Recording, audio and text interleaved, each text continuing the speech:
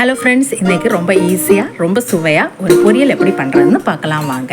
தாளிக்கிறதுக்காக கடுகு உளுந்தம்பருப்பு போட்டு கேபேஜ் போட்டிருக்கோம். கேபேஜ் போட்டு ஒரு 2 நிமிஷம் நல்லா வதக்கிக்கலாம். நல்லா வதக்கினதுக்கு அப்புறமா ஒரு கைப்பிடி அளவுக்கு முருங்கைக்கீரை சேர்த்துக்கலாம். முருங்கைக்கீரை சேர்த்து நல்லா மிக்ஸ் பண்ணிக்கலாம். கேபேஜ் முருங்கைக்கீரை காம்பினேஷன் ரொம்ப நல்லாயிருக்கும்.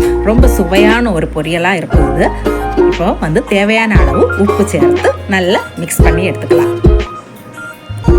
இப்போ இதுக்கு தேவையான ஒரு கூட்டுக்கு தேங்காய், ஜீரகம், மிளகாத்தூள், மஞ்சத்தூள் போட்டு நல்லா அரைச்சி எடுத்துகிட்டு அதையும் போட்டு நல்லா மிக்ஸ் பண்ணி எடுத்துக்கலாம். இப்போ ரொம்ப சுவையான இந்த முருங்கைக்கீரை கேபேஜ் காம்பினேஷனில் ஒரு நல்ல ஒரு பொரியல் ரெடி ஆகிட்டோம். நீங்கள் கண்டிப்பாக இதை ட்ரை பண்ணி பாருங்கள். இந்த காம்பினேஷன் ரொம்ப சுவையாக இருக்கும். தேங்க்யூ.